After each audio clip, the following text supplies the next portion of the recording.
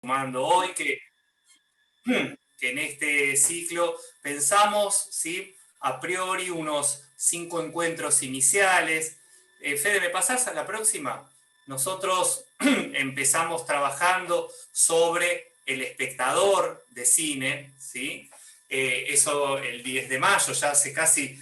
Bueno, vamos a terminar el próximo encuentro, va a ser 2 meses trabajando juntos, la verdad que un placer cómo fuimos evolucionando como grupo, ¿no? En términos de el compromiso, la participación, y esto se fue viendo encuentro a encuentro. El segundo encuentro trabajamos sobre las miniseries y tomamos una miniserie en particular que fue Gambito de Dama. El encuentro anterior trabajamos sobre la música en el cine y les habrán llegado una serie de películas que Federico fue trabajando, mencionando a lo largo de todo el encuentro. Esas películas no todas están en Netflix. Nosotros tratamos que las películas que trabajamos en el encuentro sí sean de Netflix para facilitar el acceso. Pero bueno, como son clásicos, yo sé que igual, como en mi país, en Perú hay un mercado grande donde circulan muchas películas que se pueden conseguir vía DVD, y si es que no, hay en internet están la mayoría de estas películas en plataformas como Cuevana, que si alguno tiene dificultades en acceso, les sugerimos que consulte con cualquier sobrino, hijo, nieto, que puede colaborar para que puedan verla sin problemas. Y hoy vamos a trabajar sobre el guión en el cine.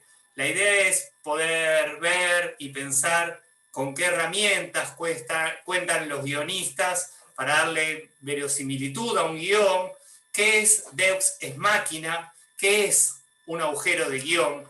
Y para eso les pedimos que, de nuevo, no es indispensable que ustedes vean las películas para el encuentro, es solo una sugerencia para que aprovechen mucho más el encuentro y puedan venir con preguntas, inquietudes y tenerlas más a mano para intercambiar con nosotros. Les sugerimos estas dos películas, El Reverendo y El Autor. Algo que me voy a anticipar para que sobre el final nos queden un par de minutos.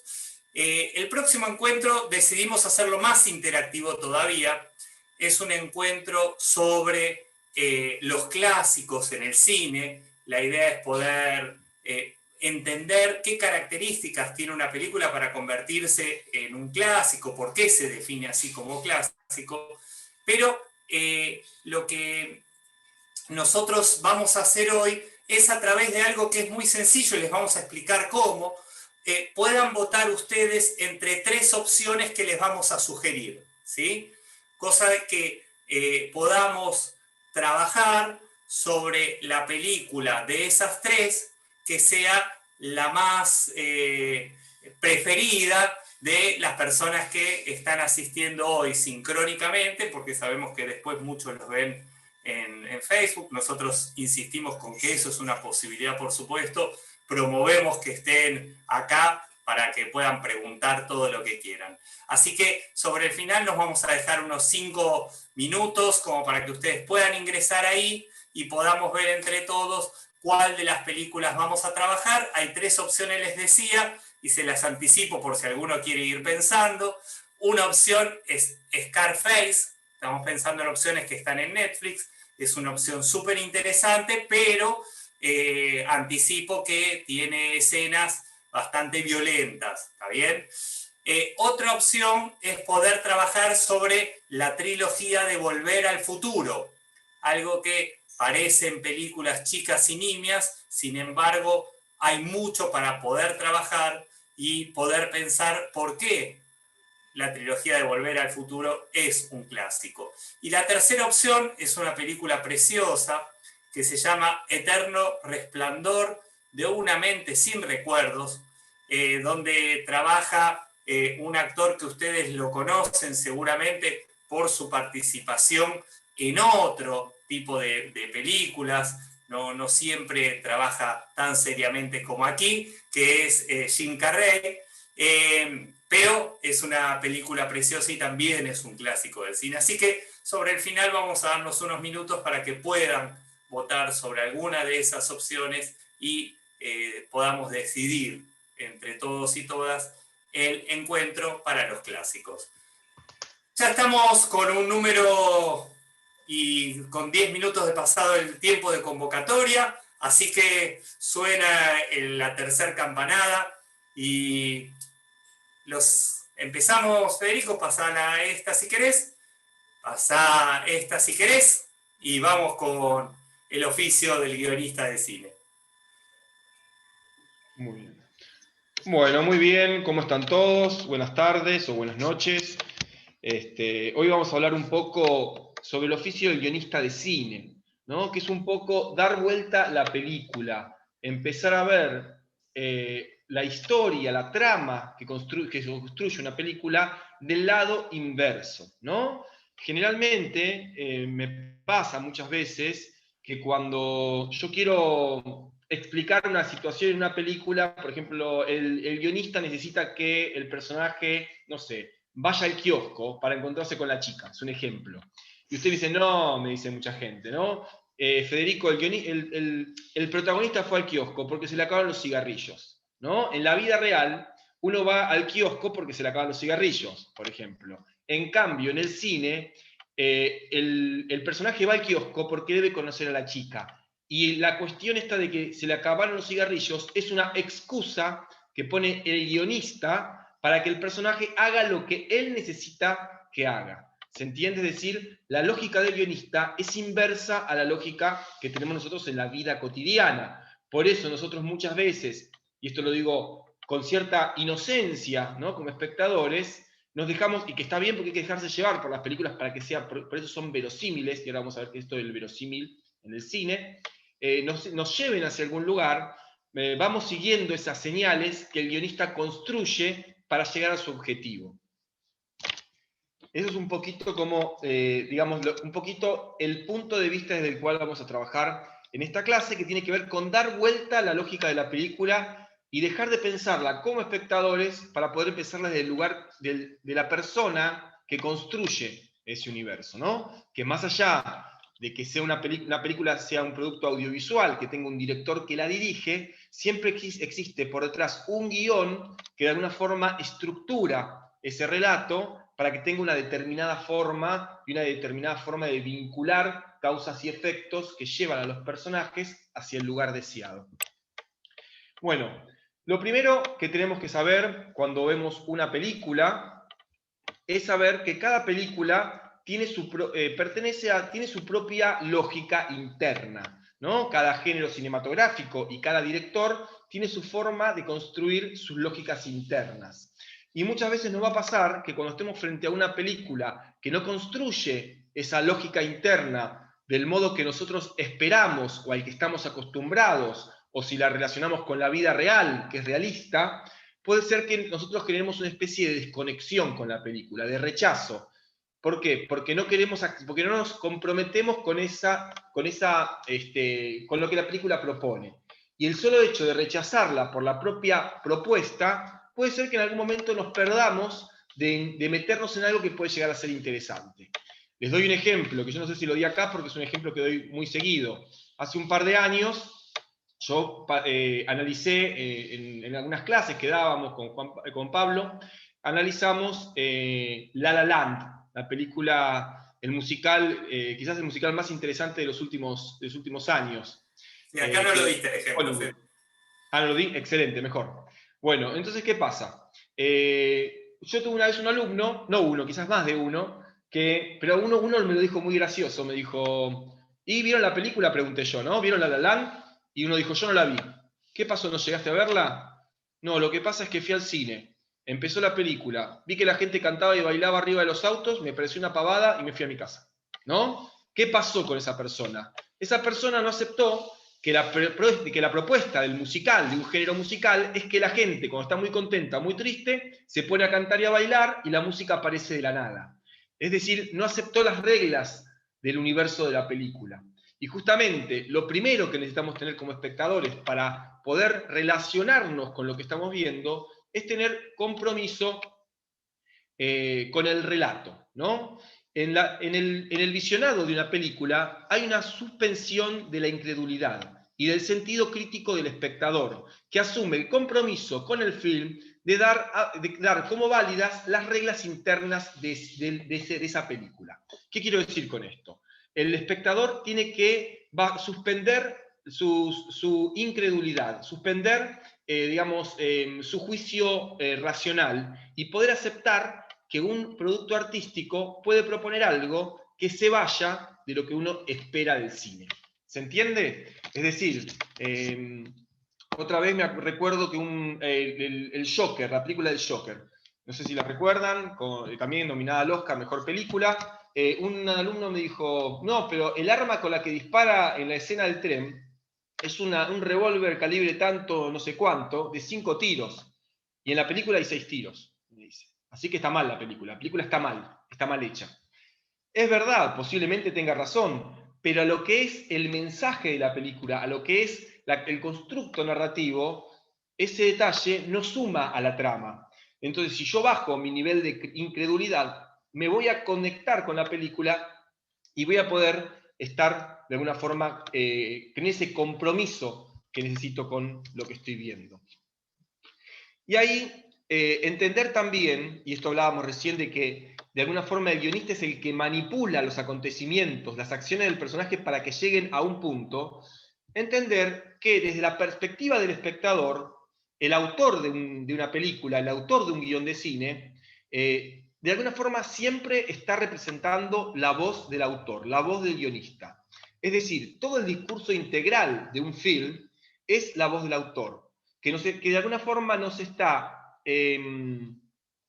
hablando él de sus ideas, de sus visiones del mundo a través de las voces de los personajes y los protagonistas. Es decir, toda la película, todo el guión es un gran discurso que está de alguna forma camuflando las ideas políticas, las ideas filosóficas, las vivencias personales, las relaciones familiares, inclusive podemos decir de las vivencias de esa persona a través de los personajes. Es su voz, la voz del escritor, la que se esconde atrás de los personajes. Y toda la película, de alguna forma, siempre es un gran discurso que en realidad no está hablando de lo que el director nos quiere decir a través de esos personajes. El guionista piensa al revés que el espectador. Primero está el efecto y después está la causa, ¿no? Esto es lo que le decía antes con el tema del kiosco y los cigarrillos. El personaje no sale de la casa a comprar cigarrillos porque le faltan... porque le falta, digo, a la calle, al kiosco de la calle para buscar cigarrillos porque le faltan cigarrillos, sino que esa es la excusa que puso el guionista para que el personaje se encuentre en el kiosco con la chica de la que se va a enamorar, ¿no? Es decir, el personaje sabe la consecuencia, el efecto. Yo necesito que los personajes se conozcan. E inventa una causa de ese efecto. Al revés de la realidad. En la realidad primero tenemos las causas y después los efectos. Cuando yo construyo un guión, primero tengo los efectos que quiero conseguir y tengo que encontrar creativamente la forma de que los personajes hagan esto o lo otro, ¿no? Entonces, cuando ustedes vean una película y vean que el personaje casualmente se encuentra un revólver en el bolsillo o casualmente le comentan que a 1 kilómetro hay una estación de servicio donde puede, no sé, cargar el tanque de combustible, ¿no? Tenemos que entender que esa información está puesta ahí para resolver un problema que al personaje se le va a presentar después. Es decir, el guionista pone la información en la película primero para que cuando pase lo que quiere que pase después, todo tenga sentido. Entonces podríamos afirmar lo siguiente. Un guionista, la idea es que el guión sea sólido para ayudar a que la película funcione como una experiencia orgánica e inmersiva para el espectador, evitando que éste se salga de la superficie y pueda ver la sutura, los trucos del guionista. Es decir, un buen guionista escribe un guión sólido, y un guión sólido tiene que ver con que uno cuando ve la película siente que todo lo que pasa no es forzado, sino que sucede orgánicamente, ¿no? Y esto de los malos guionistas o las malas películas son aquellas donde ustedes cuando la están viendo pueden encontrar lo que llamaríamos la sutura, el truco, Es decir, esto me parece que está puesto a presión. ¿Vieron cuando dicen, qué raro que el personaje hizo tal cosa? Che, ¿de dónde sacó el arma? ¿Por qué justo encontró las llaves del auto? ¿No? Cuando uno ve que todo es mucha casualidad, cuando la cosa está como forzada para que suceda lo que el director necesita que suceda. Eso es un mal guionista, ¿no? ¿Por qué? Porque no consigue lograr que sus trucos, ¿no? las señales que va construyendo para que la acción suceda como él necesita, realmente sean realistas, realmente puedan de alguna forma causar como causas y efectos orgánicas que parecen sacadas de la vida real. Ahí pienso en directores guionistas y pienso en un director guionista por excelencia, que es Woody Allen. Woody Allen, antes de ser director de cine, es un guionista, ¿no? Él viene del stand-up, viene de la escritura, del monólogo de humor, viene de la escritura literaria y a través de ahí llega al cine a ser director de cine.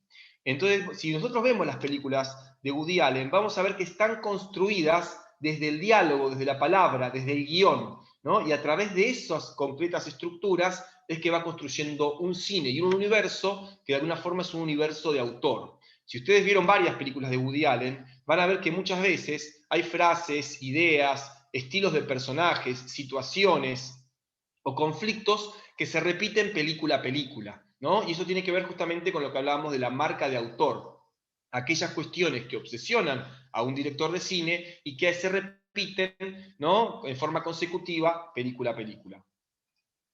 Otro guionista autor sería Paul Schrader. Paul Schrader es el director de la película, perdón, es el guionista de Taxi Driver, una de las películas canónicas del gran cineasta Martin Scorsese. Y Paul Schrader también es el guionista y director de la película La Iglesia de la Salvación, que es la que vieron ahora. Es decir, es el mismo guionista. Si ustedes empiezan a hilar fino, se van a dar cuenta que el personaje del sociópata de Taxi Driver es muy parecido y tiene un arco, vamos a decir, un arco de transformación de personaje, un camino hacia la locura, muy similar al del reverendo que aparece en la película El Salvador. Vamos a hacer la analogía para que vean cómo un guionista de alguna forma siempre dice lo mismo de diferentes maneras.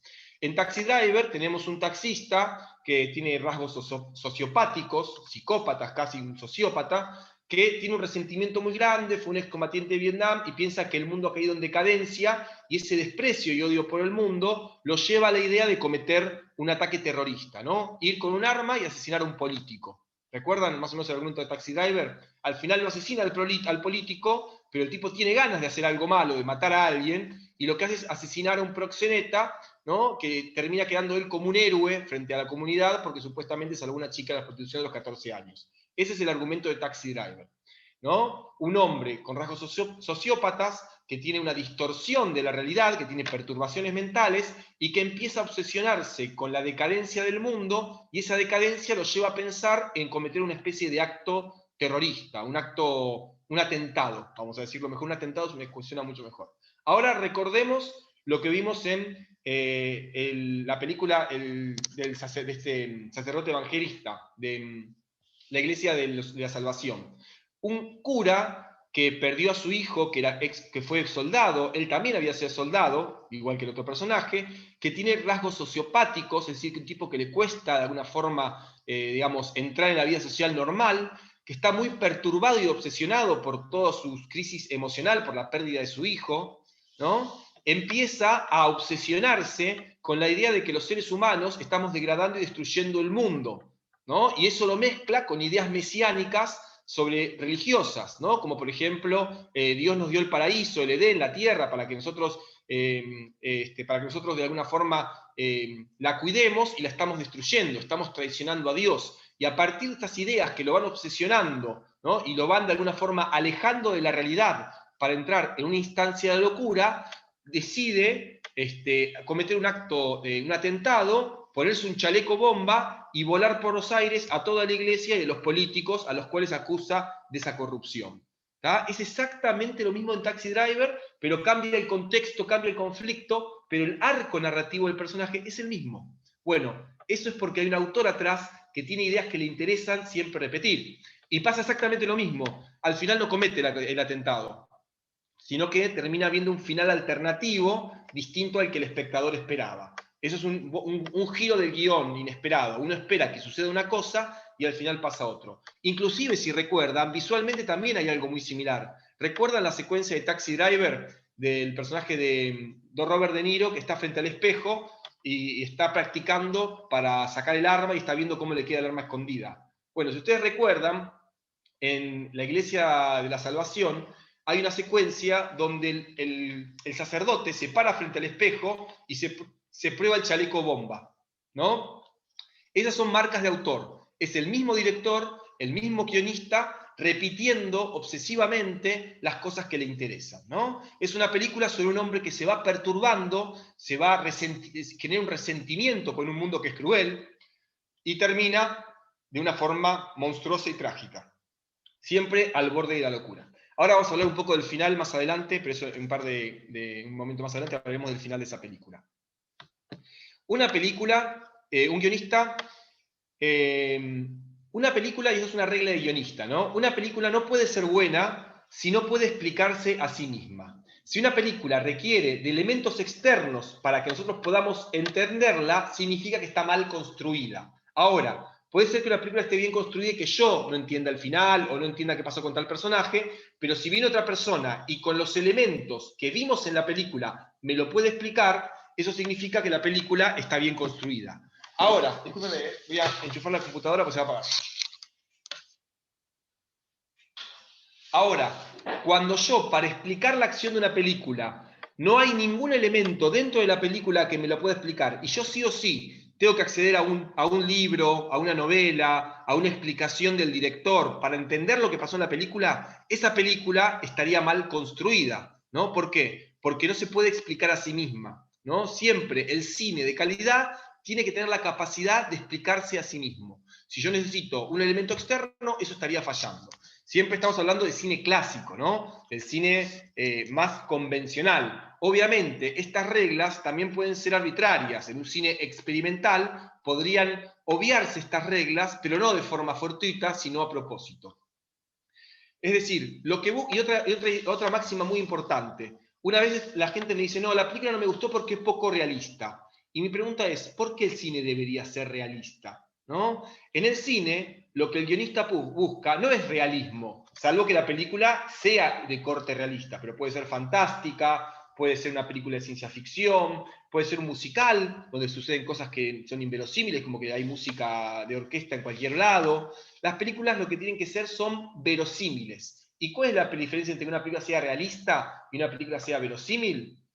Que a la película, como una ficción, como un acontecimiento artístico, no se le puede exigir que se parezca a la realidad, al mundo. Es algo absolutamente distinto. Una pintura no se parece a la realidad. Una pintura es un plano, ¿no?, de texturas sobre un cuadro que reflejan cosas de la realidad, pero desde la ficción. El cine es lo mismo. Por ende, lo que busca un guionista es verosímil. ¿Y qué es el verosímil si no es realismo? El verosímil es que la película tenga coherencia interna dentro del universo de su propia lógica.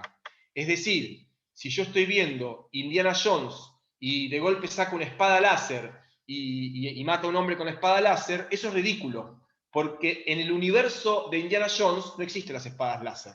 ¿Dónde existen las espadas láser? En las películas de Star Wars. Ahí, si un personaje, no sé, si en Star Wars un personaje se va a un bar a tomarse un whisky y se pone a llorar porque la madre nunca lo quiso, y eso no tiene sentido, porque eso sería un conflicto de un drama realista. Y Star Wars es una película de ciencia ficción fantástica, ¿no? O por ejemplo, si es una comedia romántica y dos chicos están besándose no sé, se están besando en un sillón y aparece Freddy Krueger y los mata, eso no tiene lógica.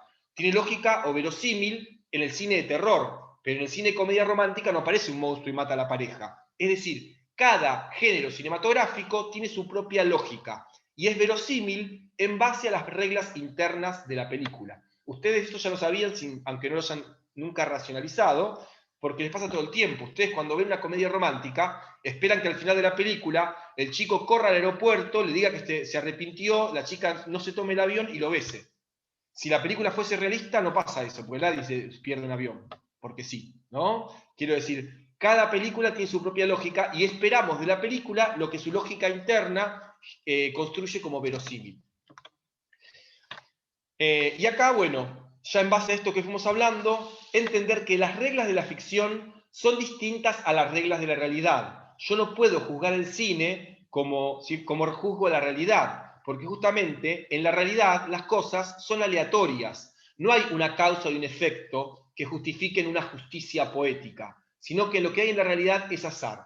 Mientras que en el cine, el azar trae como resultado una historia inconexa. Es decir, ¿qué quiero decir con esto? En el mundo no hay una justicia poética. Le llamamos justicia poética a decir, si vos sos bueno te va bien, si vos sos malo te va mal. En el mundo real hay azar. A veces las cosas salen bien y no tiene nada que ver con si sos bueno o malo, y a veces salen mal y no tiene nada que ver si sos bueno o malo o tenías buenas intenciones. En cambio, en la ficción, como en el cine y en la novela, existe la justicia poética. Existe que una cosa tiene que ver con lo que va a venir después. Como dice Rafael Spregelburg, un dramaturgo argentino contemporáneo, cuando en la realidad una persona tose en el primer capítulo y después no tose más. En cambio, en el cine o en el teatro, en la literatura, un personaje tose en la primera escena, se enferma de tuberculosis en la segunda y muere en el tercer acto. Es decir, todo tiene una causa y un efecto que llevan hacia un lugar.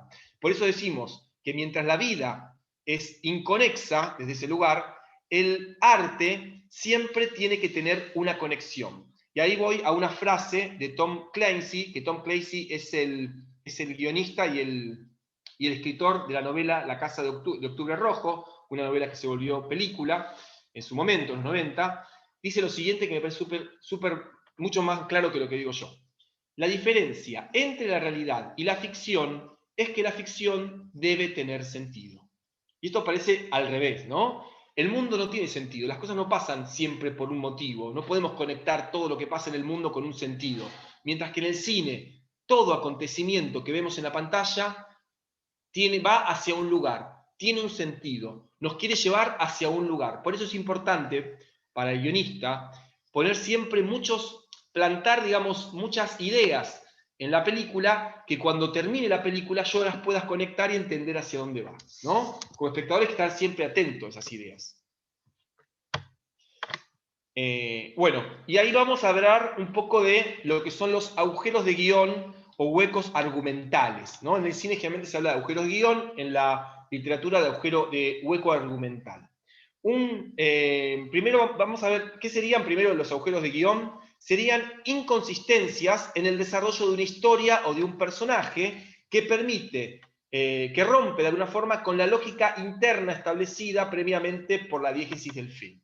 Yo les dije hace un segundo que cada película tiene su lógica interna, su verosímil, pero cuando un elemento de la película se discontinúa, ¿no? Rompe, destruye esa lógica interna, eso genera una inconsistencia narrativa. ¿Se entiende? Ahora voy a dar ejemplos. Eso puede pasar dentro de la historia o en el desarrollo de un personaje. Ahora vamos a dar ejemplos concretos igual,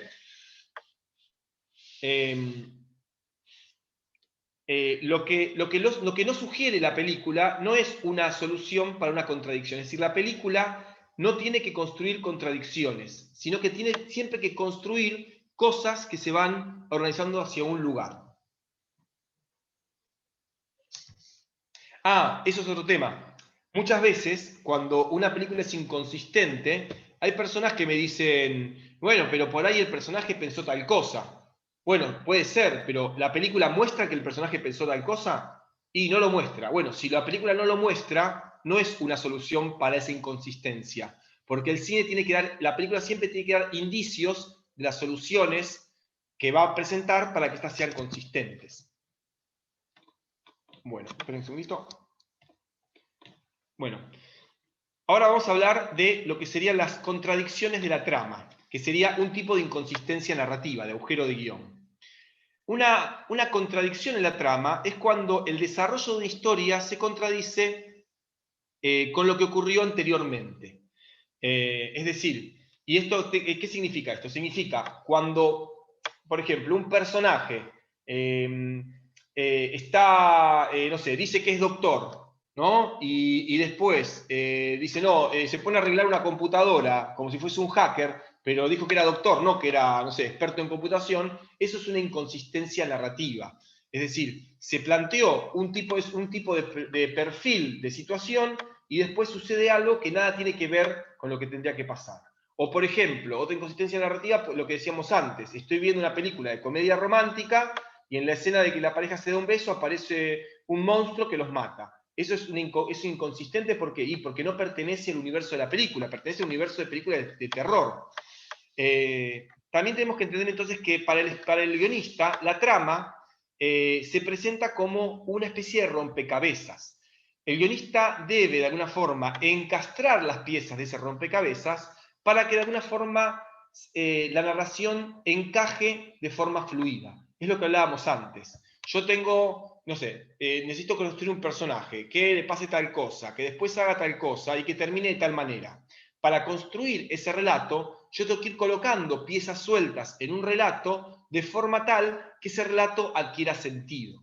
La forma clásica de hacer esto es poner los acontecimientos, por ejemplo, en orden cronológico. Pero, por ejemplo, hay películas que construyen este puzzle, esta especie de rompecabezas infinito, de formas aleatorias. Pienso en películas como Pulp Fiction, ¿no? En Pulp Fiction tenemos una historia que empieza por el medio, no, empieza por el final, después va al medio, después vuelve para atrás, después mata a un personaje, después el personaje aparece vivo en el pasado, es decir, está deconstruido. Pero ese orden de los factores, a diferencia de las matemáticas, donde el orden de los factores no altera el producto, en el arte el desorden de los factores sí altera el producto.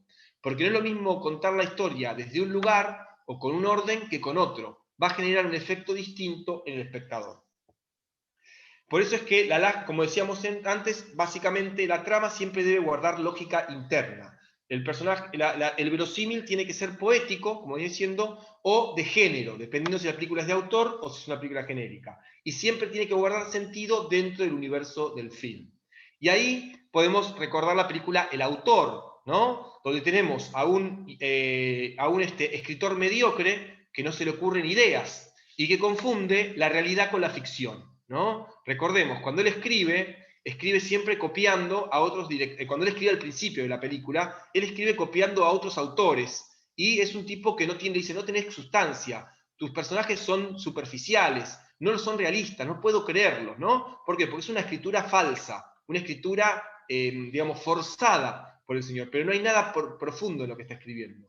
Entonces, lo que hace el personaje cuando confunde la realidad con la ficción, ¿no? Porque el profesor le dice que tiene que buscar en su vida, ¿no?, la inspiración para escribir, y el tipo lo entiende de forma literal, y lo que hace es, en vez de manipular la ficción, ¿no?, creativamente para poder sacar un producto ficcional, lo que hace el personaje es manipular la realidad para poder encontrarse con una ficción en el mundo real, ¿no? El tipo manipula la realidad y escribe el resultado. Él no sabe el resultado de esa realidad. Por eso es que al final de la película se sorprende que el resultado es otro, completamente distinto al que había esperado, ¿no? Y que el género de la película es otro diferente al que él había pensado. Él pensaba que era una película romántica y terminó siendo un policial, ¿no?, de conspirativo, donde había de suspense, un policial de suspense, ¿no?, un thriller psicológico inclusive, podríamos decir. Bueno, eso es interesante porque como el personaje hace de un mal escritor, él, en vez de manipular la ficción, manipula la realidad. Y en vez de hacer que la ficción vaya hacia donde él quiere, la ficción lo termina sorprendiendo a él como autor, ¿no? Es el mal escritor que hace el camino inverso al del buen escritor. Y también, de alguna forma, es una película que desentraña la tarea del escritor para que, de alguna forma, mostrarnos el esqueleto de lo que es construir una película o construir un guión o un libro, una novela. En este caso, esto que estoy diciendo lo estoy pensando en el cine, pero sirve para pensar también la literatura. Otro tipo de agujero de guión es la contradicción en los personajes, ¿no? Cuando un personaje se comporta de manera ilógica a la que son presentados en virtud de resolver una necesidad de la trama, eso es una inconsistencia en el personaje, una contradicción del personaje. Es decir, si un personaje se presenta como un tipo callado, silencioso, de pocas palabras, y de golpe, de la nada, sin ningún tipo de explicación, empieza a dar un discurso que nos conmueve a todos, eso es una inconsistencia en la construcción del personaje. Porque uno se pregunta, pero si este tipo era tartamudo, no hablaba, ¿en qué momento se convirtió en un gran orador? Bueno, ¿qué haría un guionista inteligente? Te pone en la primera escena que el tipo es tartamudo y introvertido. En el medio te pone que lo entrenan, un coach lo entrena en discurso. Y al final de la película da un gran discurso. Ahí hay lógica interna. ¿Por qué? Porque el guionista mete en el medio algo que conecta una transformación del personaje. Si la transformación no está bien construida, el personaje falla y se vuelve inverosímil. Porque yo digo, ¿por qué hizo esto si no era capaz de hacer eso? La solución, que estoy diciendo hace rato, pero esta que digo, se llama plantar la semilla para cosechar la consecuencia. ¿No? Es decir, plantar una información previa para que después lo que estoy diciendo, la consecuencia a la que quiero llegar sea verosímil. Y ahí pensemos en la relación que se construye entre el sacerdote y la chica embarazada que perdió el marido. ¿Por qué es verosímil que al final de la película la chica se le aparezca en la iglesia a pesar de que él le pidió que no venga? ¿No? ¿Por qué se le aparece con tanta devoción y viaja especialmente a verlo? Porque primero se construyó un vínculo entre ellos, ¿no? A lo largo de la película va construyendo un vínculo de afecto, un vínculo de amor, de entendimiento, inclusive de una atracción sugerida entre la chica y el cura. ¿Y eso qué justifica? Justifica que al final de la película la chica vaya a la iglesia a pesar de que él le pidió que no vaya. ¿Y en qué ayuda eso al guión? Ayuda porque el guionista necesita que el personaje del sacerdote aborte el atentado. Y la única forma de que aborte el atentado es que la chica, que es la única persona que le importa, esté en ese lugar y él no quiera hacerle daño. ¿Se entiende? La lógica interna, el director planta la semilla y al final de la película todo parece muy consistente. Ahora vamos a hablar en un ratito del final, que es muy raro el final, pero el final lo explicó el director, es un final poético, eso hablamos en un ratito, ¿no? Pero hasta ahí más o menos se va entendiendo de la semilla.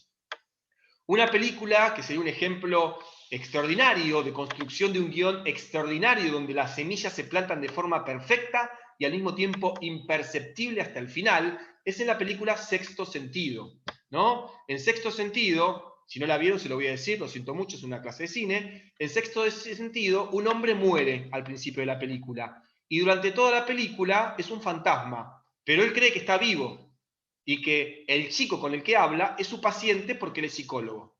Pero en realidad nos enteramos al final de la película de que él está muerto y de que el chico era de alguna forma el que lo estaba ayudando a que se dé cuenta que era un fantasma para poder liberarlo. Es decir, toda la película nosotros creemos que él está vivo y que es el psicólogo del chico, pero apenas el personaje se entera que él es un fantasma, empezamos a recordar la película y nos damos cuenta que en todas las escenas había algún detalle que plantaba la semilla de lo que pasa al final. Es decir, el director no se saca de la galera que es un fantasma. Va plantando la semilla, pero acá, no, pero en tal escena, no. Entonces uno va reconstruyendo y todo tiene sentido. Sexto Sentido es un guión de extraordinaria calidad, de un señor que se llama Night Shyamalan, un norteamericano de origen hindú que tiene muchas películas interesantes, ¿no? Entre ellas podemos hablar de La Comunidad, por ejemplo. Otra película de Night Shyamalan que vale la pena ver, La Comunidad, por ejemplo.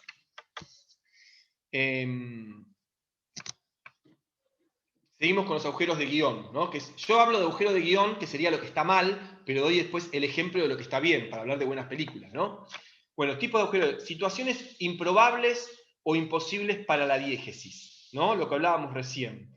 ¿Por qué es una situación improbable o imposible para la diégesis? La diégesis decíamos que es el universo de la película. Cada película pertenece a un género y cada género tiene sus propias lógicas internas, ¿no? No sé, hay un principio constitutivo para la fantasía. Si una película de fantasía parece un unicornio, está todo bien. ¿Por qué? Porque yo entiendo que en ese mundo del Señor de los Anillos, por ejemplo, existen los unicornios. En la ciencia ficción aparecen tipos de traje espacial caminando por Marte, y no me parece inverosímil porque en el cine de ciencia ficción justamente se habla de eso. En la comedia absurda, un personaje, no sé, se patina con una banana y sale volando por la ventana y se cae en el medio y cae en una piscina y y se le cae un avión en la piscina y yo me muero de risa y lo acepto. Si fuese una película realista, no lo aceptaría. Y así con cada cosa. Pero cada tipo de género tiene su propia lógica interna, ¿no? ¿Qué pasa? Cuando yo introduzco en una película un elemento que pertenece a otro tipo de género, lo que genero es justamente una situación improbable o imposible dentro del género.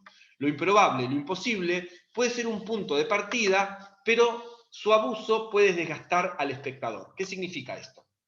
Dice, ¿puede aparecer algo improbable o imposible dentro de un relato? Sí puede aparecer, pero en general tiene que aparecer muy pocas cosas y en general van a quedar mejor si están al principio de la película.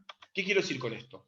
Imagínense, vemos la película de un hombre que tiene problemas económicos y pierde a su esposa, pierde a sus hijos, pierde el trabajo, pierde la casa y a último momento, justo cuando su vida se está poniendo peor que nunca, al final de la película se gana la lotería y recupera todo. Esa película es incongruente, porque el elemento imposible o poco posible es ganarse la lotería. Y como pasa al final de la película y le soluciona toda la vida al personaje, eso resulta como chocante para el espectador. Dice, pero eso es una solución sacada de la galera. En cambio, invirtamos la cosa. Un hombre, empieza la película, hay un hombre común y corriente, de pocos recursos, y de golpe se gana la lotería. El acontecimiento improbable sucede al principio del film. Y lo que vemos en el film son las consecuencias de ese acontecimiento improbable. ¿Se entiende? Lo improbable siempre queda bien en una película cuando está al principio del film, ¿no? Lo extraordinario pasa al principio y lo que vemos en la película son las consecuencias. Cuando lo extraordinario pasa al final, uno dice, qué inconsistencia, ¿no? Por ejemplo, no sé, hay un duelo en un western y justo en la última escena lo están por matar al protagonista y el protagonista encuentra un revólver abajo de una piedra. Eso es una inconsistencia improbable, ¿no? ¿Y qué pasa? Es una solución muy fácil para el guionista, ¿no? Sacada de la galera, que de alguna forma rompe con que haya un sentido en la película. En cambio, si el personaje encuentra, no sé, un revólver, no sé, un revólver que le recuerda a su abuelo al principio de la película y construye la película a partir de ese elemento, ahí el elemento ingresa mejor para el espectador.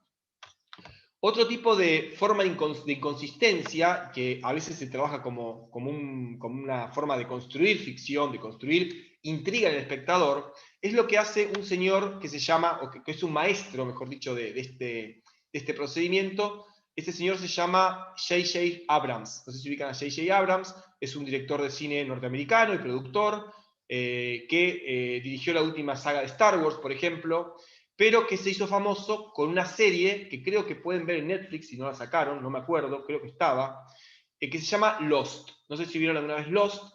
Es una serie donde un grupo de personas todas distintas sobreviven a un avión que se cae en una isla misteriosa, de la que nunca pueden escapar y donde siempre pasan cosas misteriosas.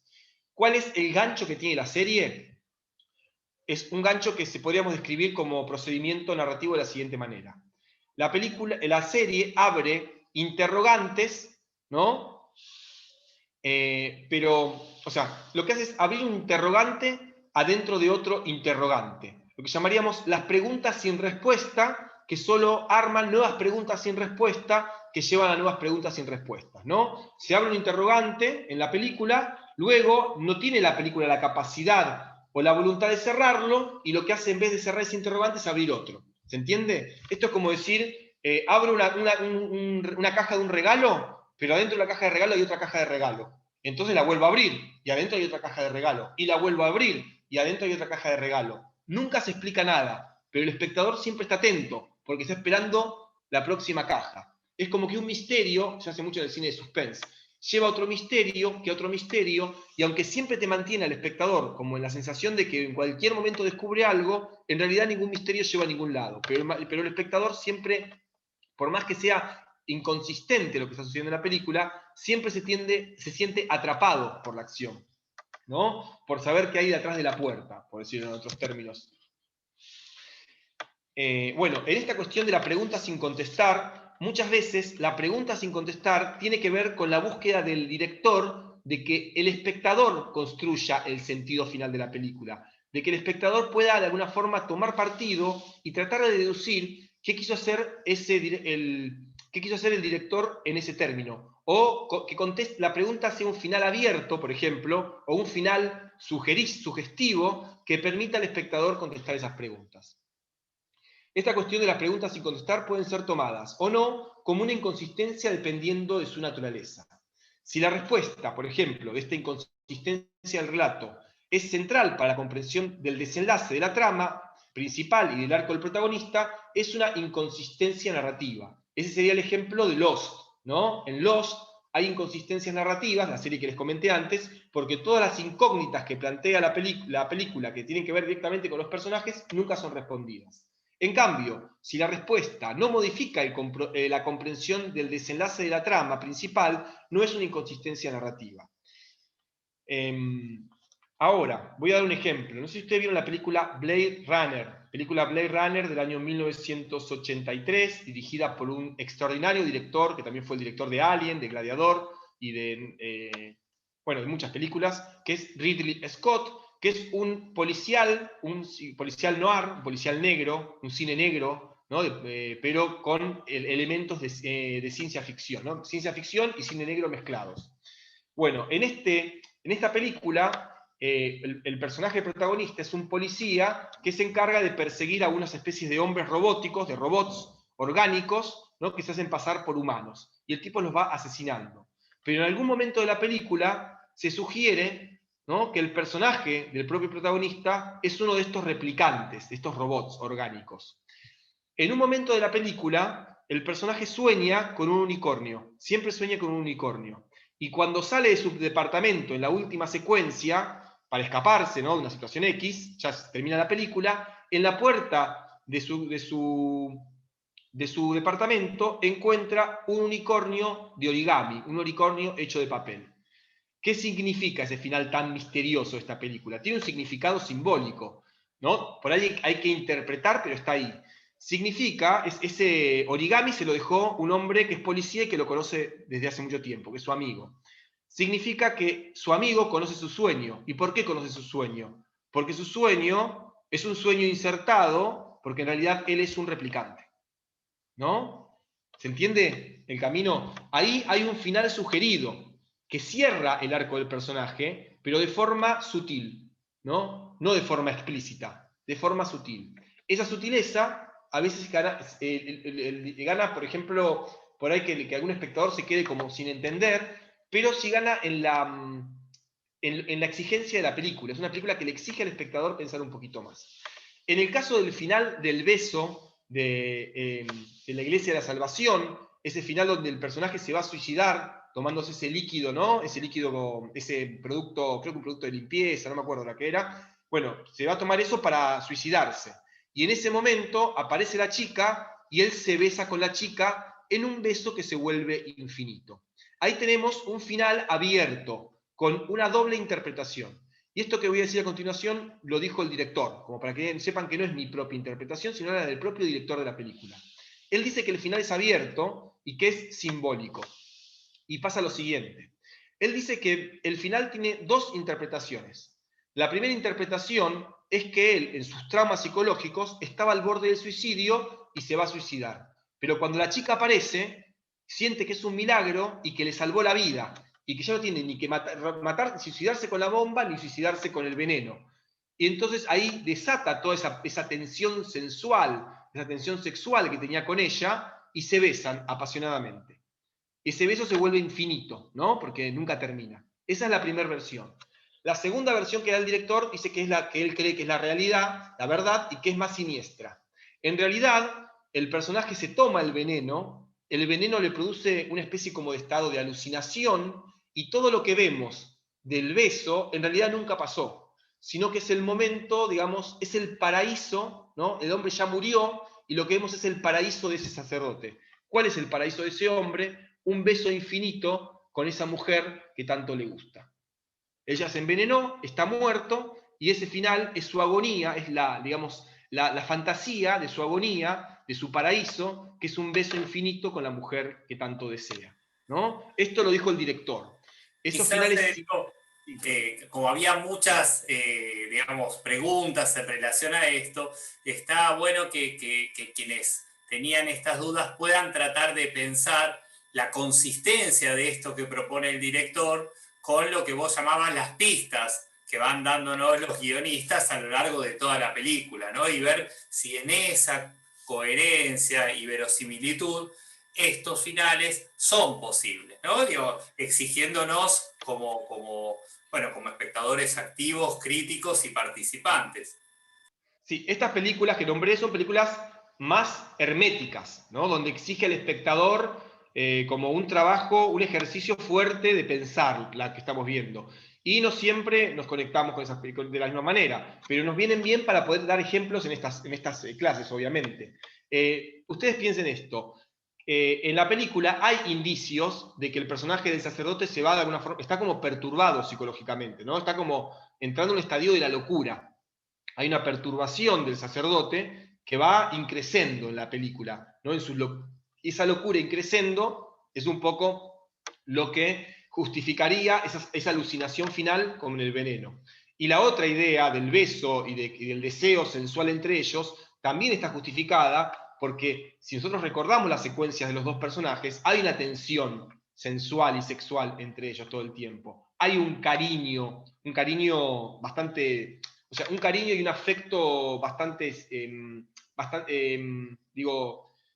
o sea, sincero, ¿no? No es solamente lo sexual, hay como una especie de amor ahí, ¿no? Como una tensión amorosa fuerte entre los personajes. Bueno, y lo último que voy a decir al respecto de esto es, si la ausencia de la respuesta facilita un final abierto, adrede, este final abierto está de alguna forma interpelado por la libre interpretación del espectador. Los finales abiertos, a veces adrede, son para que el espectador pueda de alguna forma sacar sus propias conclusiones. En el caso de Blade Runner no es un final abierto, porque aunque es muy sutil, se dan las señales. En el caso de la Iglesia de Salvación es un final abierto, porque cada uno puede interpretarlo de diferentes maneras y siempre va a estar bien. El director no te dice, es esto o es lo otro. O ella lo salvó, o él se suicidó y ese es su paraíso. Las dos interpretaciones serían correctas. Bueno, otro agujero de guión se da con las elipsis, ¿no? Una elipsis es un salto temporal en la narración, ¿no? Por ejemplo, un personaje dice, mañana voy a la farmacia, corte y está en la farmacia. Entendemos que no se teletransportó, entendemos que se fue a dormir, se levantó, se lavó los dientes, se vistió y caminó, pero todo eso la película no lo muestra. El tema es que cuando hay una elipsis hay que tener mucho cuidado, porque si la elipsis es demasiado grande, a la película le puede faltar algún elemento que haga inverosímil ese pasaje de una situación a otra. Voy a dar un ejemplo de Christopher Nolan, de la película Batman 3, la tercera parte, The Dark Knight Rise, el ascenso del Caballero Oscuro. El Caballero Oscuro asciende, sería en castellano, perdón.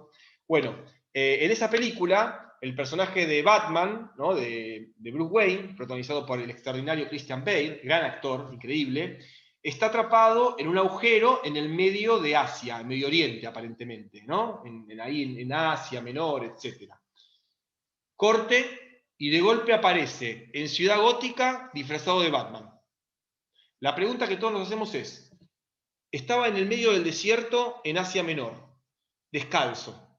¿Cómo salió de Asia Menor? ¿Cómo llegó a algún punto civilizado? ¿Cómo se tomó un avión y llegó hasta Ciudad Gótica sin que nadie se entere? ¿Cómo entró a esa ciudad que estaba supuestamente cercada y con los puentes todos rotos? ¿Dónde sacó de vuelta? O sea, hay un montón de elementos entre el momento que el tipo sale del pozo y llega a la ciudad que no tienen sentido, que se vuelven inverosímiles porque la elipsis entre una situación y la otra le falta el elemento que unifique, ¿no? La continuidad de lo que se está diciendo. Estos ejemplos son ejemplos clásicos, no míos, sino que son críticas que se le ha hecho siempre a esta película.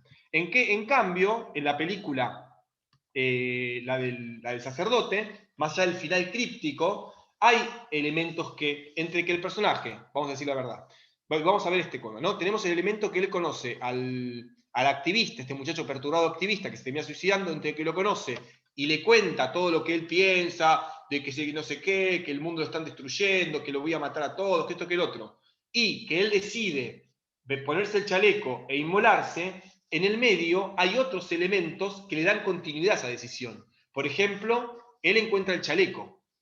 ¿No? Él encuentra el chaleco y por eso después decide ponérselo, porque lo tiene, pero te muestran que encuentra el chaleco. ¿Qué pasa si el director no pone la secuencia donde le muestran el chaleco?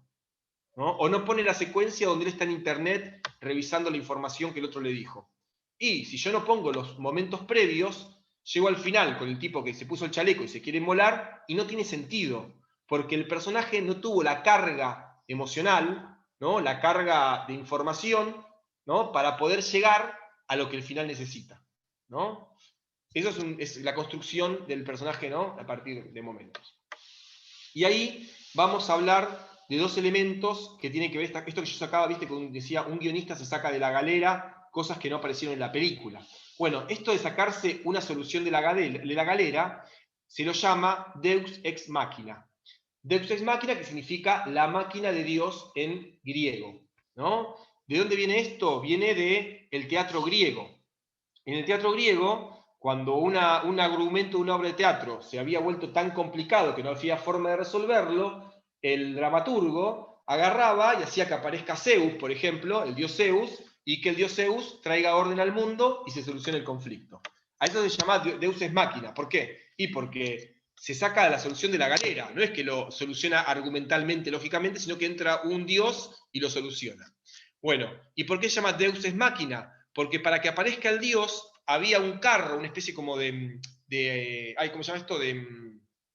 Esta cosa que usan los pintores para subirse a los edificios, un andamio. Había un andamio flotante que estaba colgado del techo del teatro y que unos utileros iban bajando disfrazado de una especie como si fuese una nube, y el dios aparecía bajando por ese carro.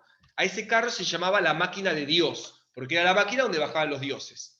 Entonces, en la jerga de los guionistas, cuando un personaje se saca una solución de la galera, se le llama Deus ex machina. Es lo que yo le decía. Están por matar al protagonista y de golpe se encuentra un revólver abajo de la cama y lo mata. ¿Y el revólver de dónde salió? Eso es un Deus ex machina. Es una solución sacada de la galera para solucionar un agujero de guión.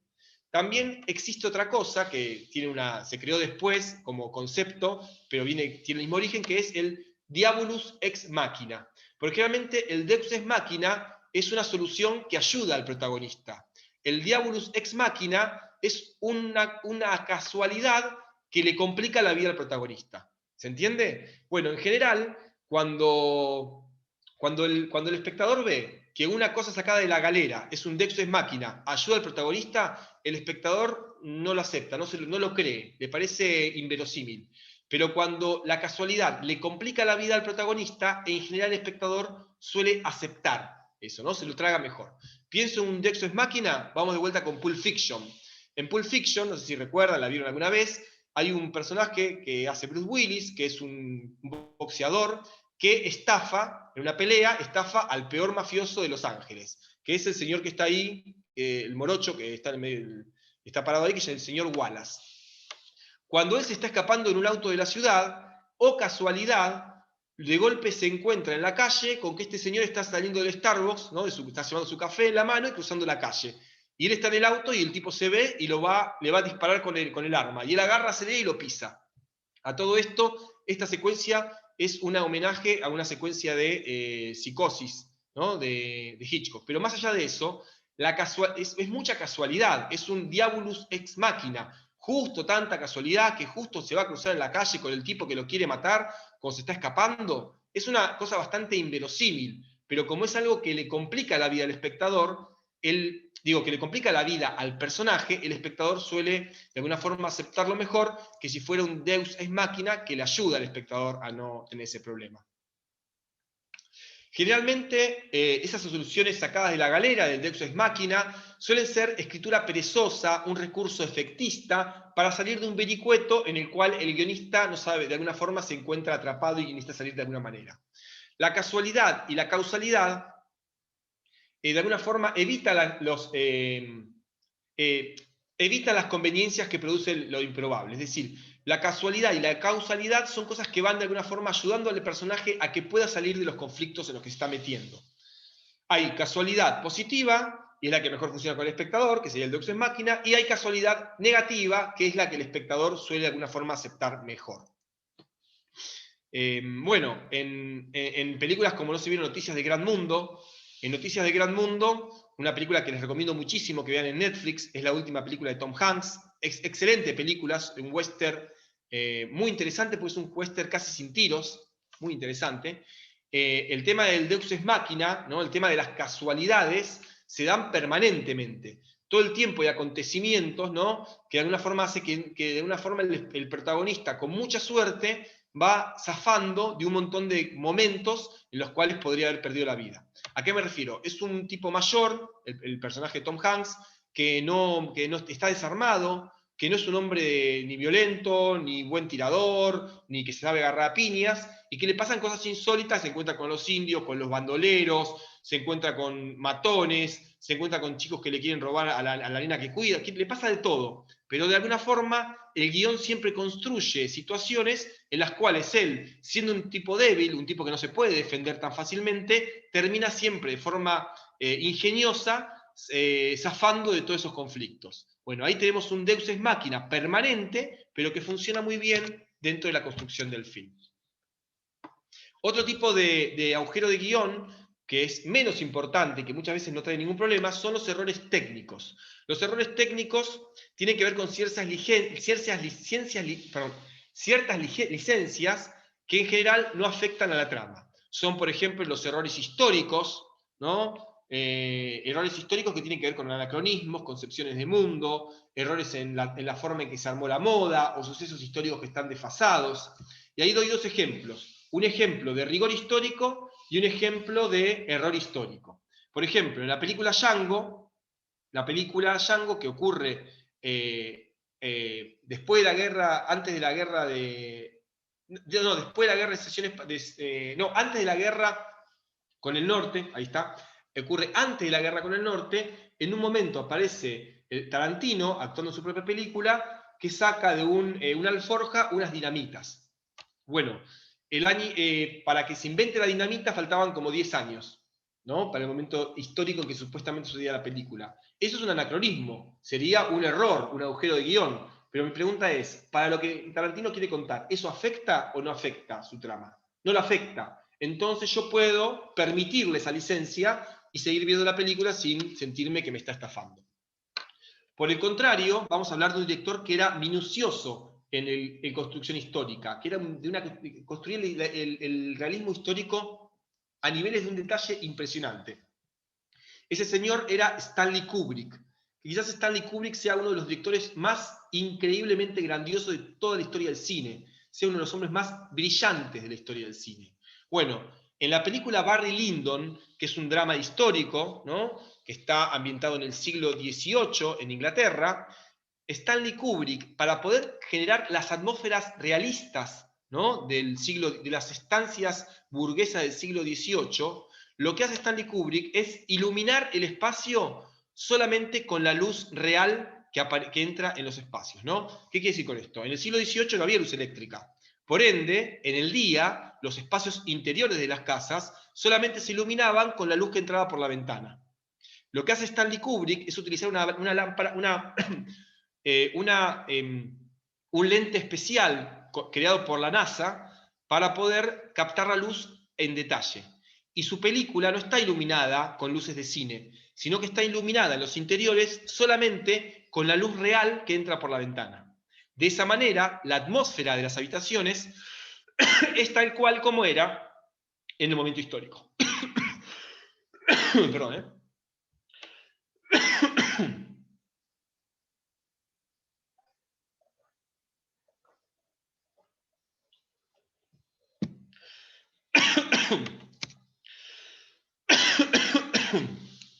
Ay, perdón, me traté un poquito. Bueno, hablamos del verosímil, me morí acá. Hablamos del verosímil y hablamos también de los errores científicos. Pensemos, por ejemplo, otra vez, ciencia ficción. Tenemos películas como 2001, Odisea en el espacio, que es una de las grandes sinfonías cósmicas del cine, donde el director va a seguir con rigor científico el funcionamiento de la gravedad en las naves espaciales, ¿no? Recordemos que Stanley Kubrick para esta película se asesoró, por ejemplo, con Arthur Clarke. Arthur Clarke era científico, divulgador científico y era escritor novelista. Y todo lo que es la arquitectura de las naves espaciales y los efectos de la gravedad los trabajó con un verosímil documental donde el rigor científico estaba a la vanguardia de lo que se sabía en el año 68. Mientras que Star Wars, que también es ciencia ficción, pero de fantasía, por ejemplo, en Star Wars ustedes escuchan el ruido, el sonido de las explosiones y de las naves en el espacio. Todos sabemos que en el espacio vacío no existe el sonido. Pero, ¿qué hace George Lucas, el director? Se toma la licencia poética de construir un universo de fantasía donde en el espacio vacío hay sonido. ¿Está mal? Sí.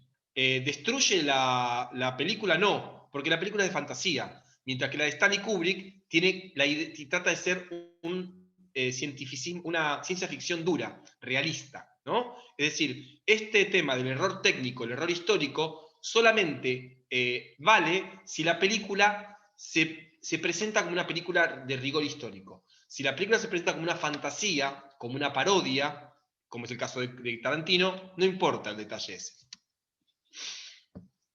Bueno, otras cuestiones son los errores de continuidad, los errores de raccord, ¿no? Y ahí tenemos que ver el tema de los asesoramientos de investigación. Muchas veces, películas, ahora pienso, bueno, como la miniserie que trabajamos acá, Gambito de Dama, es una película que tiene lo que llamamos un extraordinario diseño de producción. Los peinados, la ropa, el diseño de arte, todo tienen elementos, ¿no?, que van construyendo en el detalle, de alguna forma, la construcción que vuelve más verosímil, más creíble lo que está pasando en la serie. Vemos, por ejemplo, este plano de la película en la Iglesia de la Salvación. Vemos al cura y en esta pared, ¿no?, del escritorio vemos varios elementos que nos están narrando quién es el personaje con el cual ¿se acuerdan? Él va a ver al chico que es un militante, el ecologista, activista, y cuando vemos esta secuencia donde se ven los libros, se ve el póster, se ven las fotos familiares, etcétera, etcétera, uno empieza a construir al personaje a partir de los elementos de la puesta en escena. Todos esos elementos de la puesta en escena van construyendo detalles que van revelando quién es el personaje que va a aparecer en ese contexto. No es la pared vacía, es la pared con informaciones que ya me hablan del personaje, ¿no? Y ahí es donde aparece la idea del asesoramiento y la investigación.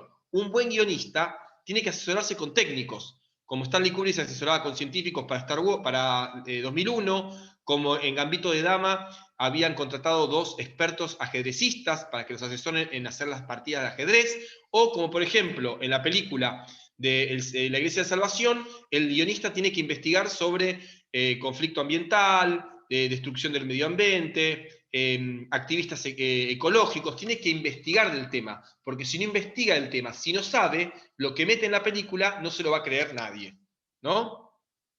Y después, otro elemento que tiene, y esto lo dije al principio, pero ya lo vamos a explicar mejor, otro elemento que tiene que trabajar el guionista, que es distinto a la realidad, es la idea de la justicia poética. La justicia poética es cuando se aplica la lógica del premio y el castigo al comportamiento ético e inmoral de un personaje. Como decía al principio, en el mundo no hay justicia poética. Uno puede ser muy bueno y patinarse con una banana, uno puede ser muy malo y vivir 80 años y que nadie se entere que sos malo. En cambio, en el cine hay justicia poética. Si te portás mal, te castigan, si te portás bien, te premian. Esa lógica existe en el mundo del cine. Y cuando no se aplica, pero a sabiendas de que el espectador espera que al malo le pase algo. ¿Se entiende? Cuando no se aplica también se juega con la lógica que el espectador espera de eso. Nada en el cine es lo que parece, todo es lo que parece, ¿no? Esta idea de que muchas veces parece que va a pasar una cosa y al final termina pasando otra, pero uno siempre espera que pase una cosa u otra, porque tiene la idea de esta idea de justicia poética. Siempre hay en el cine una compensación de las fuerzas entre los personajes, ¿no? Todo personaje que actúa de una manera termina compensándose esa acción con otra acción que va armonizando las relaciones de acciones entre personaje y personaje. Y ahí pensemos otra vez en la película del Salvador, todo este personaje que va teniendo un tránsito de caminos que lo llevan hasta un lugar que es el momento en que él se va a inmolar, ¿no? Y va a matar supuestamente a todas las personas. Nosotros estamos toda la película esperando que llegue el momento en que él se inmola. Pero justo a último momento pasa algo que evita que él se inmole, ¿no? Que un poco es la señal de Dios que está esperando. Porque de alguna forma, que venga esa chica, es la señal que Dios le da, dentro de su lógica religiosa, de que en realidad no tiene que hacer lo que va a hacer, ¿no? De que no tiene que hacer eso. Ahí aparece la justicia poética. La señal divina se parece a la justicia poética, ¿no? En ese sentido. Bueno, y después tenemos por último, el último elemento rupturista, que la ruptura, como les dije, puede ser a favor o en contra, depende de cómo esté planteada en la película, donde se rompen las reglas de la construcción del cine clásico. El cine clásico siempre se va a guiar con las reglas que expliqué, pero después tenés el cine moderno, el cine experimental, el cine de autor, el cine de arte, que lo que hace es romper con las reglas de construcción del cine clásico y hace lo que no debería hacer, ¿no? Para de esa manera contradecir las reglas, que en realidad la ruptura siempre está en diálogo con la regla. Cuando el cine moderno, el cine, digamos, rupturista, rompe con la regla del cine clásico, lo único que hace es confirmar la regla del cine clásico, porque está en diálogo con ella. ¿Se entiende? Y ahí vamos al momento donde el personaje levita. En el momento de la película en el que los personajes empiezan a levitar, en ese momento podríamos decir que se está rompiendo la atmósfera realista que la película venía llevando hasta ese momento. ¿No es así? Pero ¿qué tenemos que entender? Que como es un cine de autor, un cine experimental, esa ruptura está a propósito. Rompe con la lógica del cine clásico, con la lógica del cine realista, para entrar no en la instancia de lo fantástico, sino en la instancia de un lenguaje poético. ¿Realmente los personajes flotaron? ¿O lo que estamos viendo es de alguna forma el sentimiento interior del protagonista? El protagonista, cuando la chica se les puso encima, ¿no? Ese día, él sintió como si volara. ¿Se entiende? Él se sintió libre. ¿Por qué? Porque esa censura que él tiene dentro suyo tenía que ver con ese afecto reprimido que tenía por ella. Entonces, el personaje se sintió que volaba cuando estaba en ese momento. Y lo que estamos viendo en escena no es la realidad, sino que es la imagen poética de lo que el personaje siente por dentro. No es magia, ¿no? Y ahí es cuando nosotros tenemos que entender que a veces las rupturas, como es arte, tienen un sentido poético. Y no siempre lo que vemos en la pantalla es lo que pasa, sino que a veces es la representación de lo que sienten los personajes. No sé si esto queda claro, es un poco más raro, más complejo, pero es algo que pasa muchísimas veces en el cine. Y para decir que esto es como el truco, no sé si allá en Perú conocen el juego del truco. Hay una película argentina que se llama Plata Quemada, donde un personaje le dice al otro: para jugar bien al truco, primero hay que aprenderse todas las reglas, pero después hay que olvidárselas y hacer trampa. Bueno, el cine es igual. Yo les expliqué todas las reglas del cine, pero los cineastas geniales rompen las reglas para hacer algo mejor. Bueno, eso es todo. Bien, buenísimo, Federico. ¿Te parece si dejamos de compartir un ratito y abrimos al diálogo, a preguntas? Hoy si bien Federico tiene un estilo que siempre vamos rápido y con muchos conceptos, quizás el encuentro de hoy fue un poco más técnico, ¿sí? Con muchas más herramientas para que ustedes puedan aproximarse al cine, ¿sí? Con herramientas que quizás teníamos de una manera más intuitiva, pero bueno, ahora aparecen ordenadas y con posibilidades de entenderlas mejor. Jack, vos querías preguntar.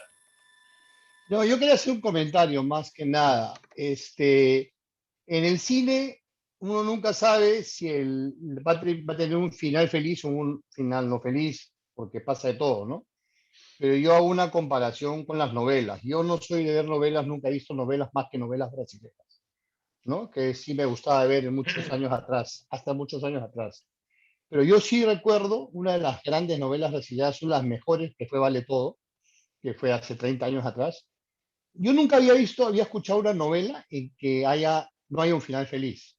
Y esa fue la primera novela que yo conocí, vi, porque veía novelas, donde el final, el malo termina ganando.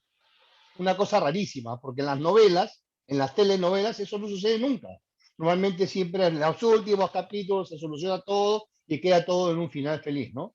Y en este caso particular de esta novela brasilera, Vale Todo, que debe tener 30 años por lo menos, creo que después se hizo un remake, creo, pero hablo de la original. los malos terminan ganándola, o sea, terminan bien, ¿no? Se vienen escapando, o sea, como que uno dice, wow, ¿qué pasó acá, no? En el cine uno está acostumbrado a tener ese tipo de cosas porque hay películas en las cuales el malo termina bien o termina mal, o termina como para que haya una secuencia siguiente, ¿no? Lo que llamamos lo que son las trilogías o todo ese tipo de cosas que dejan algo abierto para que venga una segunda, una tercera, una cuarta y etcétera, ¿no? Pero quería comentarlo, ¿no? Porque en ese sentido, yo no veía, como yo, lo único que veía eso novelas brasileñas porque me encanta la música brasilera que ponen, me encanta que siempre toquen temas de actualidad, ¿no? Y que siempre muestran mucho de turismo, o sea, mucho del país cuando pasan las novelas. Es una cosa que ellos involucran todo en ese tipo de los 300 o 100 o 200 capítulos, depende de lo que sea. Siempre hay algo del país para que uno diga, uy, qué bonito Brasil. Siempre hay la música brasilera en todos sus géneros, ¿no? Y hay mucho de cosas inclusivas, ¿no? Hay de gente de, bueno, de LGTB que de hace muchos años atrás, ¿no? O de niños con problemas Down, con problemas de, ¿no? De ese tipo de cosas. O sea, siempre me ha gustado ese tipo de cosas, pero quería comentar, las dos películas las vi el fin de semana y realmente la del Reverendo me dejó en el aire, ¿no? Quizás la otra tuvo un final espectacular en el sentido que el pata le salió tiro por la culata, ¿no? Porque él planeó todo lindo, pero igualito le encantó tanto que siguió con el tema, ¿no? Incluso preso. O sea, me pareció súper simpático. Sí. Bueno, Por muy eso interesante es, todo lo que nada. dice Jack. Ah, perdón, ¿habías terminado? Sí, sí, está bien, está Ah, bien. perdón, porque el delay a veces confunde. Bueno, muy interesante todo lo que planteas. Primero, ahí lo que describiste es la justicia poética. En el cine siempre hay justicia poética. Siempre hay una compensación para el bueno y para el malo. Inclusive cuando el malo muere, muere para inmolarse para salvarnos a todos, por ejemplo. Entonces, Sí, aunque termine mal el bueno, igual salvó a todos. Entonces terminó bien. El cine siempre compensa. Hay justicia poética, lo que llamamos la institución del happy end, obligatorio. Pero el cine de autor a veces justamente rompe con el happy end. así Y es. rompe, y esa ruptura tiene que ver con el final es malo. ¿Por qué siempre tiene que terminar bien? Entonces lo que hace es dialogar con esa idea de que el final siempre es bueno y te pone el final malo. Y en la película, justamente, la diferencia entre el autor, que es una película bien clásica, donde el personaje principal es un tipo negativo, un villano, ¿no? Un tipo despreciable, un antihéroe, termina pagando, ¿no? Se armoniza el mundo. Mientras que en el reverendo, el mundo no se armoniza, el mundo se hunde más, porque el protagonista es un sociópata, que está re loco y que va a cometer un crimen y que se termina suicidando. Pero los que están afuera son todos unas porquerías. La iglesia se vende al mejor postor. Los empresarios son todos unos irresponsables que están destruyendo el mundo. Y a todos le importa ganar plata y a nadie le importa salvar el mundo. ¿Dónde están los buenos? ¿Dónde está la compensación? Eso es el final pesimista del cine de autor, donde te dicen, no, flaco, la vida no es como te presentan en Hollywood, que al final todo se soluciona, como en la novela. En la vida puede ser todo malo, que también no es todo malo en la vida, pero digo, es el mensaje típico de ese cine que hace lo contrario a lo que esperamos, ¿no? El personaje protagonista es un loco, y todo lo demás son unos desgraciados. ¿Y cómo termina todo? Como mal. Iba a decir una palabra peor. Todo termina mal. Sí, ¿No? Pero muy bueno lo que comentaste porque lo explicaste desde un lugar, pero es exactamente lo mismo. Gracias, Jack, gracias, Fede. Abrimos a otros comentarios, ¿sí?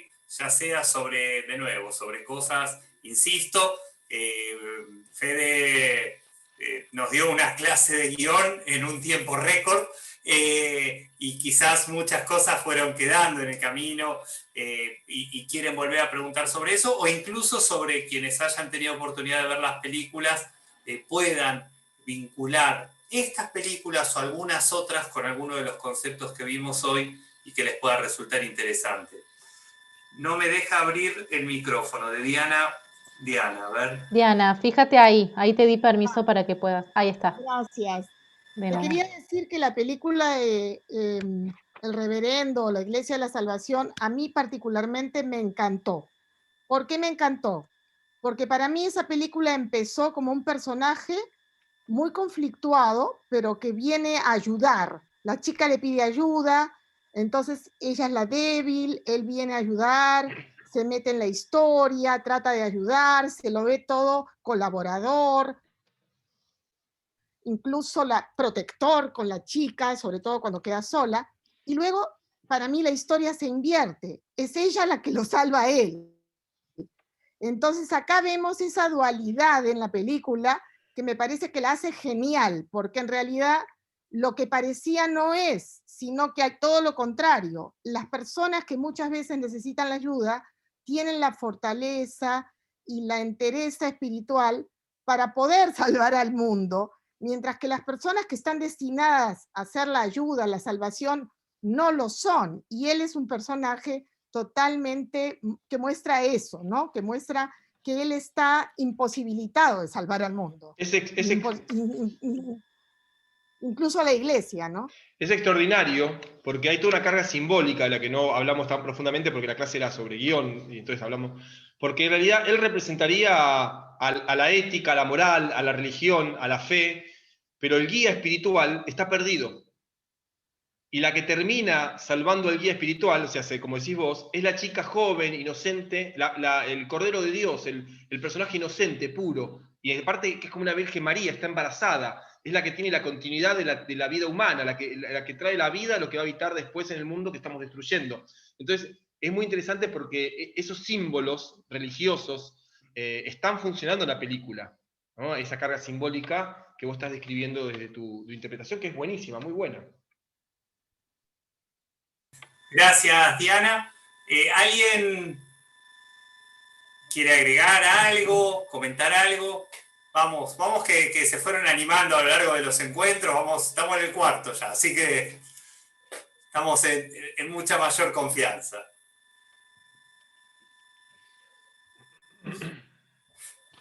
Insisto, nosotros les vamos a mandar todas las películas que mencionó Federico. Y bueno, la idea es que nosotros tenemos un ratito para compartir, pero la idea es que ustedes, algunas cosas que van quedando, ¿sí? Puedan ir viéndolas en los diferentes encuentros que tengan con distintos contenidos audiovisuales. Las películas que les pasamos es solamente para ejemplificar el tema.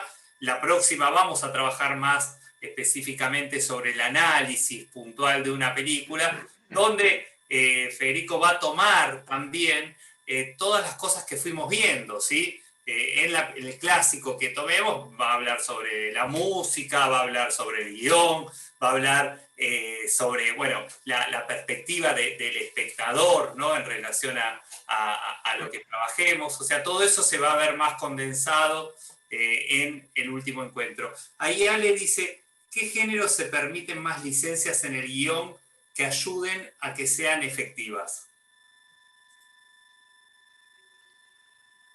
Fede, ¿escuchaste?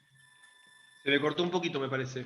¿Qué género se permiten más licencias en el guión que ayudan a que sean efectivos?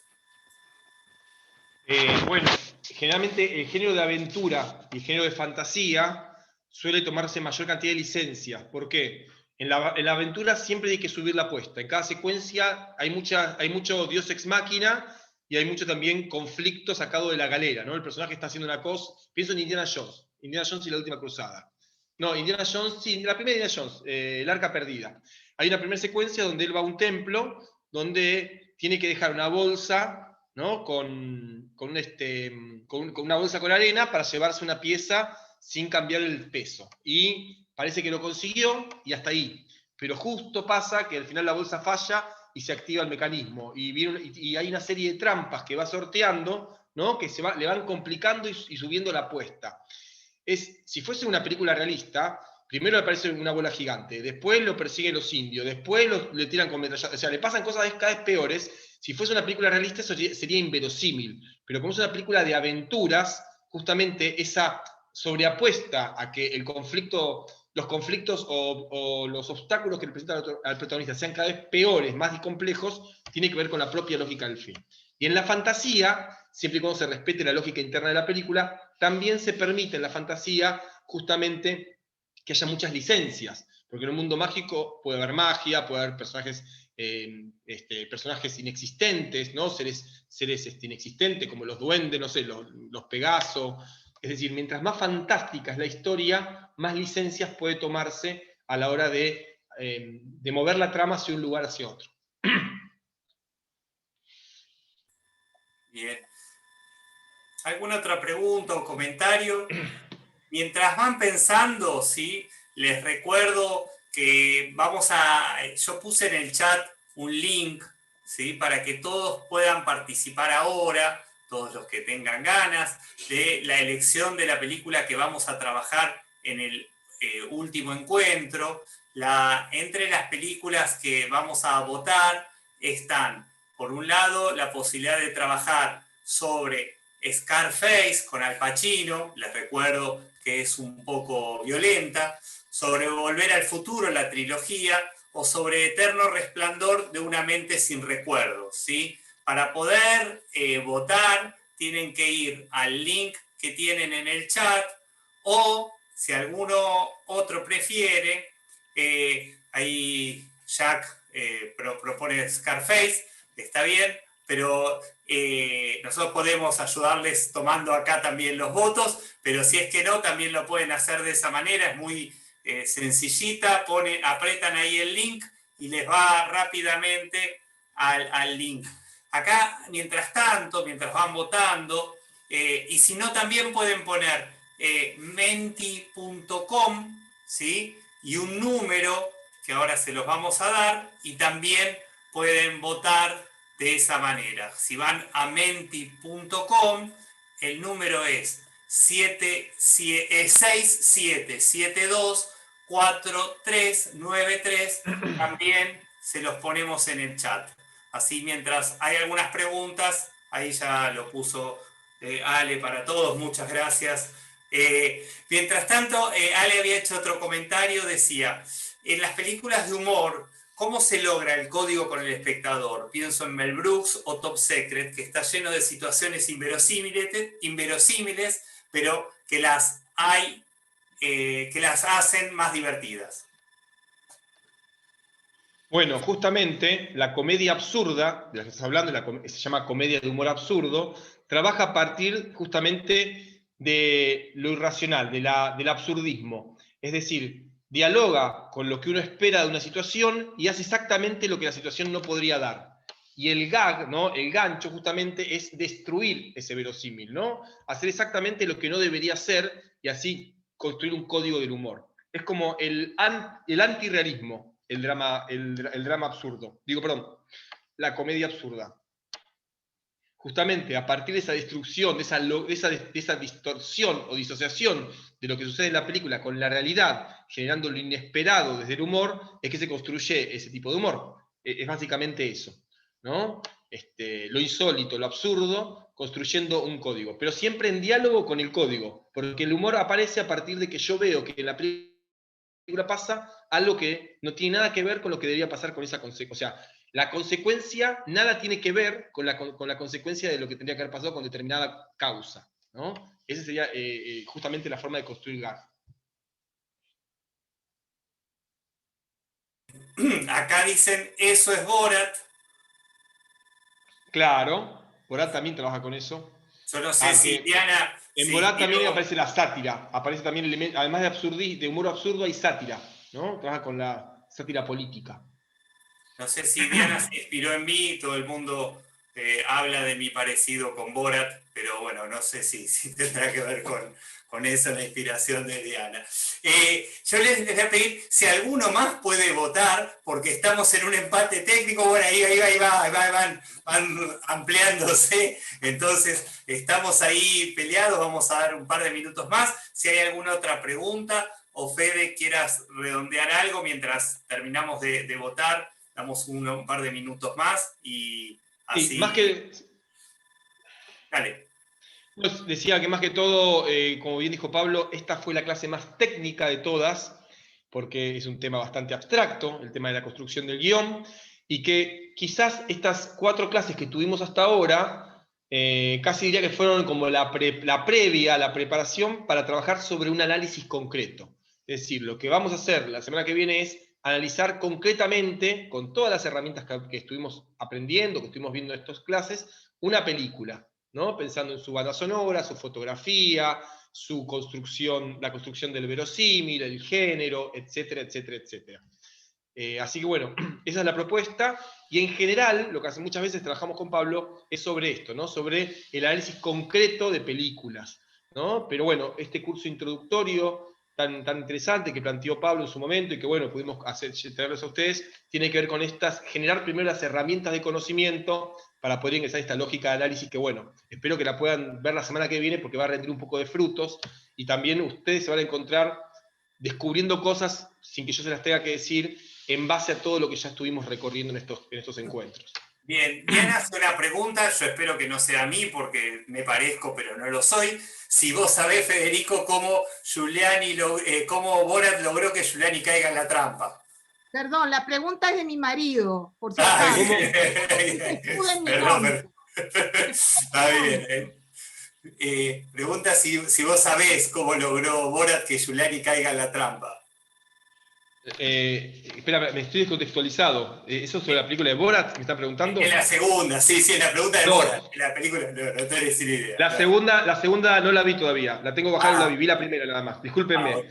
Vi El Gran Dictador, vi la primera de Borat. No, el Dictador, que se la pueden ver en Netflix de él, y vi Borat de este muchacho.